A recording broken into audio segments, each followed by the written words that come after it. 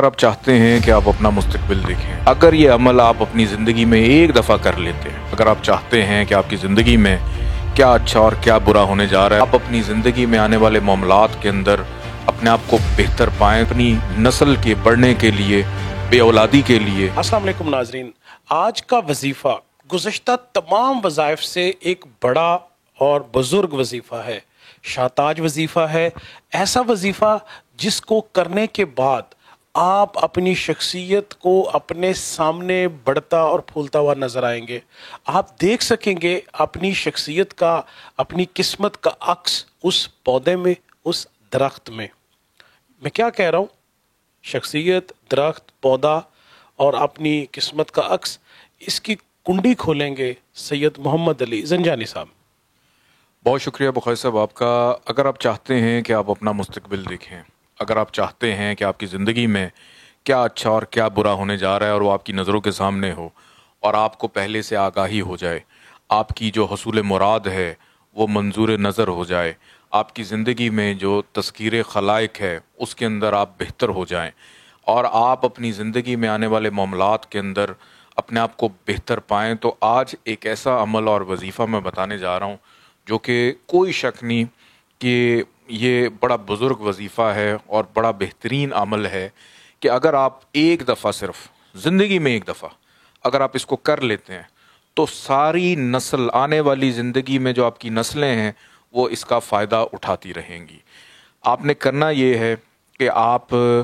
کوئی بھی زمین ہے اس میں 1 فٹ نیچے جا کے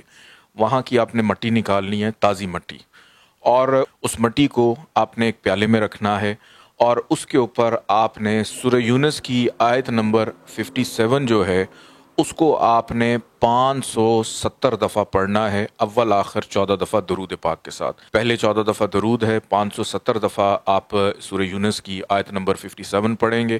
اینڈ میں آپ نے 14 دفعہ درود پاک پڑھنا ہے۔ پڑھنے کے بعد اس کا ثواب ہدیہ کریں اہل بیت کو، ان کے وسیلے سے اپنی کشادگی رزق کے لیے، اپنی حصول مراد کے لیے،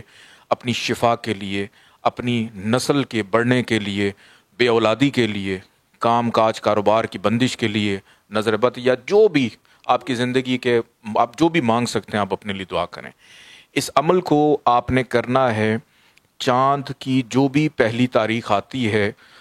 2 تاریخ، اس پہ آپ نے اس عمل کو کرنا ہے کہ چاند کی 2 تاریخ، ایسے ابھی رمضان آئے گا تو رمضان کی جو 2 تاریخ ہوگی اس پہ آپ نے کرنا ہے۔ اگر رمضان میں آپ نہیں کر پائے تو اس سے اگلے ماہ آپ اس عمل کو کر سکتے ہیں کہ اس مٹی پہ جب آپ پڑھ کے دم کر لیں، دم کرنے کے بعد اس مٹی کو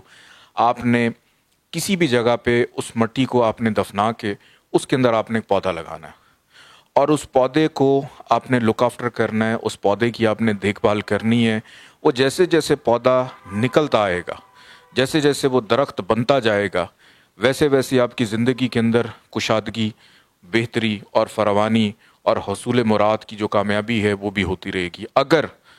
وہ پودا مرجھا جاتا ہے یا وہ پودا نہیں نکل پاتا ہے تو اس کا مطلب ہے کہ کوئی گڑبڑ ہے، آپ اس کی اگر مکمل طور پہ دیکھ بھال نہیں کر رہے۔ اس پودے کو لگانے سے پہلے اپنے علاقے کے کوئی بھی، جیسے نرسریز ہوتی ہیں جو پلانٹس لگاتے ہیں، ان سے آپ ایک دفعہ مشاورت کر لیں کہ آپ کے ایریے کی جو مٹی ہے اس کے مطابق کون سا جو پودا ہے وہاں پہ لگ سکتا ہے تاکہ وہ پھلتا پھولتا رہے۔ اور اس کی افادیت اتنی زیادہ ہے چونکہ یہ قدرت ہے، نیچر ہے۔ دنیا کا آغاز حضرت آدم علیہ السلام، یہ حکم تھا کہ اس درخت سے پھل نہ کھانا۔ پھر جناب رسول خدا حضرت محمد مصطفیٰ صلی اللہ علیہ وسلم کو درختوں نے سلام کا جواب دیا، پھر ایک درخت چل کے آیا، پھر واپس اپنی جگہ پہ گیا۔ تو یہ جاندار ہیں کہ ان کے اوپر بیٹھنے والے پرندے ہوں، ان میں رہنے والے بسنے والے حشرات الارض ہوں، تو کسی نہ کسی انداز سے وہ آپ کے لیے اور آپ کی نسل کے لیے کشادگی رزق کا باعث بھی بنتے ہیں۔ اگر یہ عمل آپ اپنی زندگی میں ایک دفعہ کر لیتے ہیں تو آپ یقین جانیے کہ ساری زندگی آپ کو اس کو دہرانے کی ضرورت نہیں ہے۔ آپ کو خود نظر آئے گا کہ یہ درخت اگر یہ تندرست ہے، توانا ہے، تو میرا مستقبل بھی بہتری کی طرف جا رہا ہے۔ جیسے یہ مرجھانے لگے، جیسے ہی یہ خراب ہونے لگے تو سمجھ جائیے گا آپ کے لیے کوئی خرابی آنے والی ہے، اس کے لیے آپ اپنا پھر کوئی روحانی تدارک کریں۔ بہت شکریہ۔ تو قسمت کا یہ پودا، قسمت کا یہ درخت جو آپ کی تقدیر کا عکاس ہوگا، آپ کو قبل از وقت اطلاع دے گا اور آپ کے بڑھنے پھولنے اور آپ کے رزق میں اضافے کا بھی سبب بنے گا.